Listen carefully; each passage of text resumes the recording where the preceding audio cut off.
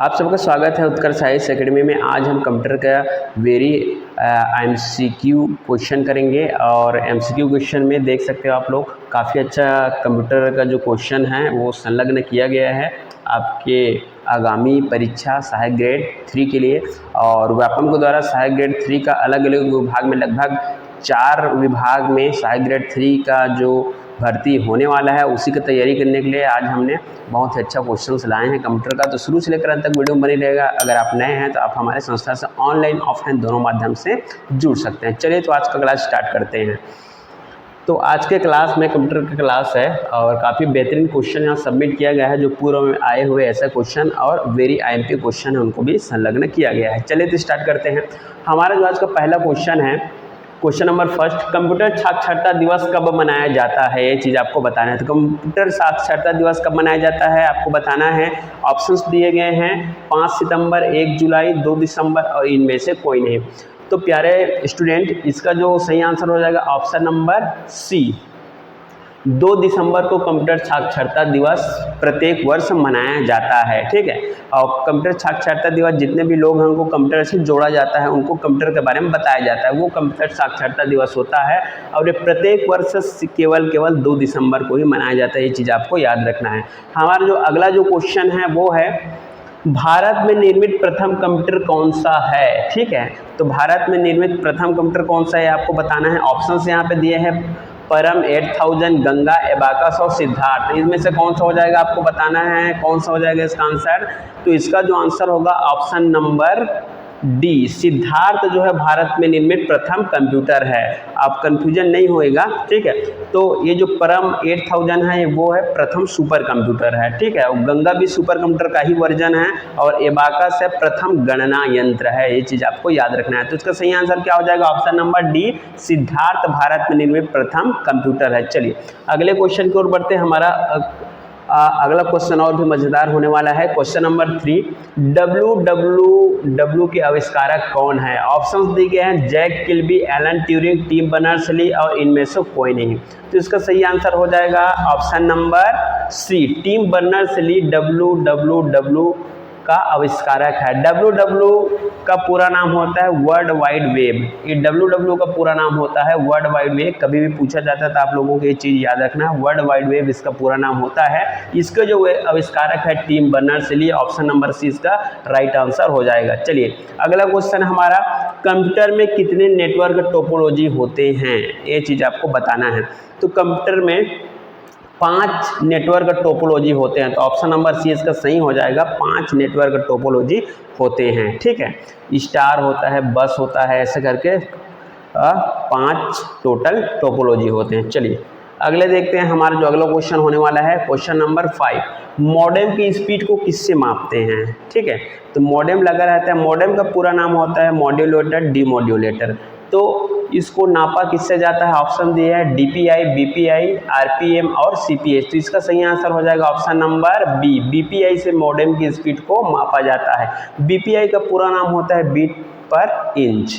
ठीक है, तो इसी से मॉडेम की स्पीड को मापा जाता है। चलिए अगले क्वेश्चन की ओर बढ़ते हैं। हमारा नेक्स्ट क्वेश्चन होने वाला है क्वेश्चन नंबर 6, 1 जियोबाइट किसके बराबर होता है। 1 जियोबाइट, ये GB नहीं है, ये जियोबाइट है, ये चीज़ आपको याद रखना है। ठीक है, तो ऑप्शंस दिए गए 1024 TB, 1024 CB, 1024 GB, 1024 BB।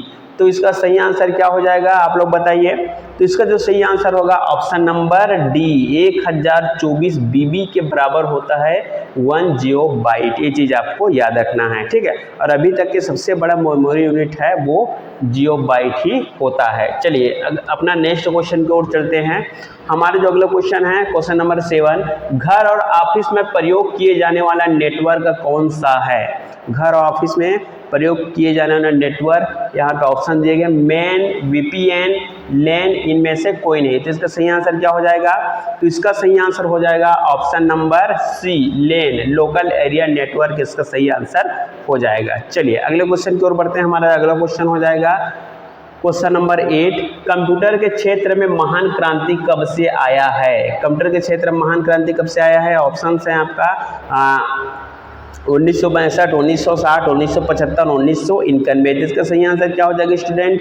तो इसका जो सही आंसर हो जाएगा ऑप्शन नंबर ए 1962 से कंप्यूटर के क्षेत्र में महान क्रांति आया है, ये चीज़ आपको याद रखना है। चलिए नेक्स्ट क्वेश्चन हमारा है क्वेश्चन नंबर 9, है ना।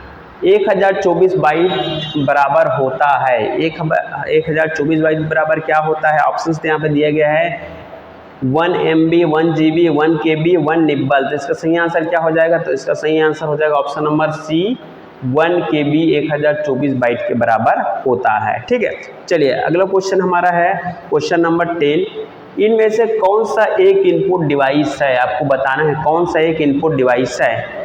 तो इसको क्वेश्चन होना चाहिए कौन सा इनपुट डिवाइस है। तो एक यहाँ है तो इसको हटा देते हैं। अब हो जाएगा इनमें से कौन सा इनपुट डिवाइस है।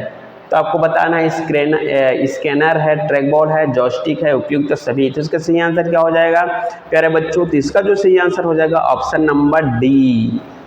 स्कैनर भी इनपुट डिवाइस है, ट्रैक बॉल भी है, जॉयस्टिक भी है, तो उपयुक्त सभी ये आपका क्या हो जाएगा? इनपुट डिवाइस हो जाएगा। ठीक है, चलिए अगले क्वेश्चन को बढ़ते हैं। हमारा जो अगला क्वेश्चन है क्वेश्चन नंबर 11।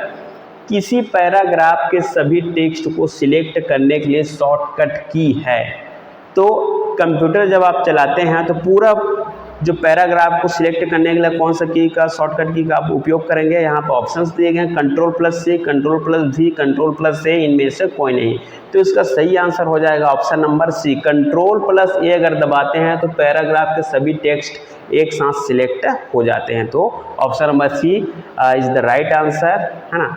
चलिए अगला क्वेश्चन की ओर बढ़ते हैं। हमारा अगला क्वेश्चन है क्वेश्चन नंबर 12। कंप्यूटर में किसी डॉक्यूमेंट को सेव करने का शॉर्टकट की कौन सा है? ठीक है, तो इसका शॉर्टकट की कौन सा होगा डॉक्यूमेंट को सेव करने के लिए? ऑप्शन दे Ctrl+Z, Ctrl+A, Ctrl+Y, Ctrl+S। तो इसका सही आंसर हो जाएगा ऑप्शन नंबर डी Ctrl+A, इसका सही आंसर हो जाएगा बच्चों, है ना, याद रखिएगा। चलिए नेक्स्ट क्वेश्चन की ओर बढ़ते हैं। हमारा जो अगला क्वेश्चन होने वाला है क्वेश्चन नंबर 12। कंप्यूटर में HTTP का उपयोग होता है, किसमें होता है आपको बताना है। यहाँ पे ऑप्शंस दिए गए हैं वायरस हटाने में, रिफ्रेश करने में, एक पेज से दूसरे पेज जाने के लिए, इनमें से कोई नहीं। तो क्या हो जाएगा इसका सही आंसर? तो इसका सही आंसर हो जाएगा ऑप्शन नंबर सी, एक पेज से दूसरे पेज में जाने के लिए HTTP का प्रयोग किया जाता है। HTTP का पूरा नाम होता है हाइपर टेक्स्ट ट्रांसफर प्रोटोकॉल, है ना, ट्रांसफर प्रोटोकॉल होता है।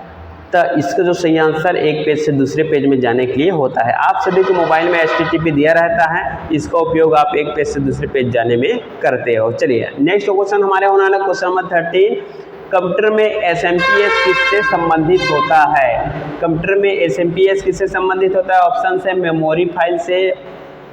मेमोरी से, फाइल से, विद्युत से, उपयुक्त सभी। जिसका सही आंसर हो जाएगा ऑप्शन नंबर सी, विद्युत से संबंधित होता है। SMPS का पूरा नाम होता है स्विच मोड पावर सप्लाई, ये चीज़ आपको याद रखना है। प्रत्येक कंप्यूटर यानी CPU में लगा रहता है SMPS, जो पूरे जो मदरबोर्ड सिस्टम है CPU का उसमें पावर सप्लाई करता है। चलिए अगले क्वेश्चन की ओर बढ़ते हैं। हमारा जो अगले क्वेश्चन होने वाला है क्वेश्चन नंबर 15। AI के जनक किसे कहा जाता है? ऑप्शन दिए गए Alan Turing, Charles Babbage, John मैकर्थी, इनमें से कोई नहीं। तो इसका सही आंसर क्या हो जाएगा बच्चों? तो इसका सही आंसर हो जाएगा option number C, John McCarthy को AI के जनक कहा जाता है। AI का पूरा नाम होता है आर्टिफिशियल इंटेलिजेंस। आज के समय में AI का बहुत ज़्यादा क्रेज है, जो इंजीनियरिंग को भी टक्कर दे रहा है। तो AI का जनक है जॉन मैकर्थी। चलिए अगला क्वेश्चन है क्वेश्चन नंबर 16। AI में सोचने समझने की क्षमता खाली स्थान है। तो आपको क्या बताना है? इसका ऑप्शन दिए गए नहीं होता है, होता है, उपयुक्त तो दोनों, इनमें से कोई नहीं। तो इसका सही आंसर क्या हो जाएगा? तो AI में सोचने समझने की क्षमता होता है। तो ऑप्शन नंबर बी इसका सही आंसर हो जाएगा। आज के जो समय का जो AI है बहुत ज़्यादा एडवांस हो चुका है, इसीलिए AI के थ्रू जो कार बनाया जाता है, जो बिना ड्राइवरलेस कार, ड्राइवरलेस बस बनाया जा रहा है, वो AI टेक्नोलॉजी से ही बनाया जा रहा है। तभी तो जो जितने भी कार बनते हैं AI के थ्रू, वो बिना ड्राइवर के ही पूरा शहरों में ड्राइविंग कर सकता है, सिग्नल में रुक जाता है और सामने कोई भीड़ है, कोई क्राउड है तो अपने आप ब्रेक लगा लेता है। ये AI ये प्रमाण देता है कि इसमें सोचने समझने की जो क्षमता डेवलप है। तो आज का क्लास इतना ही, और भी आप वीडियो देखना चाहते हैं कंप्यूटर का तो आप हमसे जुड़ सकते हैं और आपका सहायक ग्रेड 3 का जो आने वाला आगामी जो परीक्षा है उसका बेहतर से बेहतर तैयारी कर सकते हैं।